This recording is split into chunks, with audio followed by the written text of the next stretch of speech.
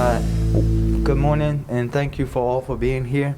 As we all know, every year Baltimore, we receive about 20 inches of snow on average, and this year we've had 2 to 6 inches of snow in 1 week. Last night we launched a full deployment of vehicles equipped to clear and salt the accumulating snow, and I want to thank our entire snow team, all the crews who hardly had a day's rest from the previous storm before hitting back out to ensure the streets are once again clear for our motorists and residents.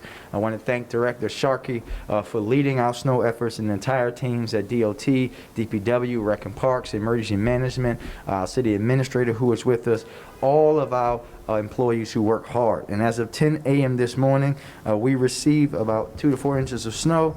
And while the snow was no longer falling, our biggest concern are the strong 30-mile-per-hour winds in the late afternoon and icy road conditions that could happen this evening from refreezing. So my most important message to Baltimoreans is, if you do not have to travel, please don't get caught slipping. Stay at home.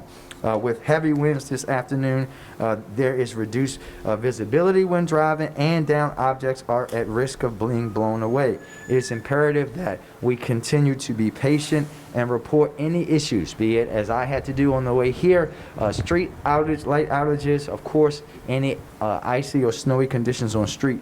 And we know that refreezing will also occur after the snow is falling and as we get into the night hours, so please stay vigilant and be safe. Again, we want to remind residents to clear snow from their sidewalks, and please be mindful and help out your neighbors, especially if you have neighbors who are seniors, those who have some sort of health challenges. Please be sure to help them out, or tip those young women and men who I'm sure are knocking on your doors this afternoon, and allow them to clear the snows for you.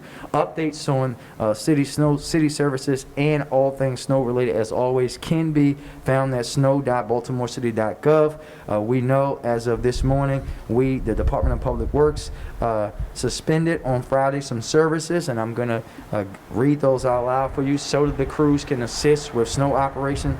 Those services that were suspended today are bulk trash collection, street sweeping, street and alley cleaning, cleaning and boarding, fire debris and special investigation unit, graffiti removal, waterway cleaning, and the rat row out program were suspended for today in order to help with the snowstorm.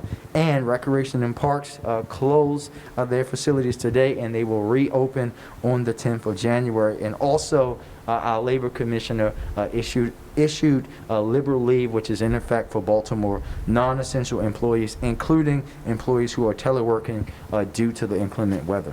I want to again say that our health department is operating on a normal operation, and our Department of Transportation crews will continue to be out throughout the day today. I want to thank again all of our snow crews, our entire snow team, their dedication to the work and their wonderful work as the roads in Baltimore City look absolutely marvelous, for helping us to stay safe, and for our residents for staying off the road to allow our workers to have the space and opportunity to do that job. And with that, I will turn it over to Director Sharkey. Director? Thank you, Mr. Mayor. Hello, everyone. My name is Steve Sharkey, and I'm the Director of the Baltimore City Department of Transportation. Whoopsie, almost missed that. As the mayor mentioned, our snow crews have been working tirelessly throughout the night. Roads are slippery, and we anticipated a challenging commute. Staying off the road prevents accidents, so again, thank you for staying off the roads and limiting your travel. And I would be remiss if I did not thank the other partner agencies, especially Recs and Parks, DGS, DPW, BCIT, police, fire. It's very much a team effort whenever a snow comes. I also, please stay off the interstates.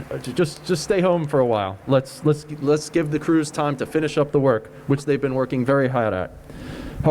We have over 400 pieces of equipment out, and additional contractor forces, plus 1,500 tons of salt.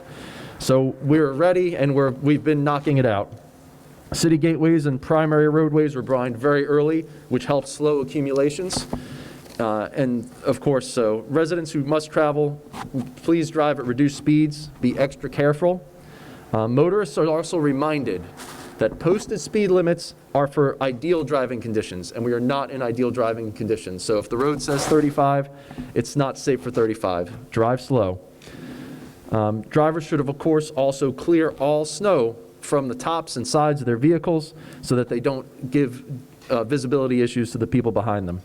I do want to thank everyone working on this, and another reminder, and thank you, or I want to thank everybody working on this snowstorm. Appreciate all the efforts, and thank you so much. Now is back to Mr. Mayor. All right, thank you. Questions, anybody? Good?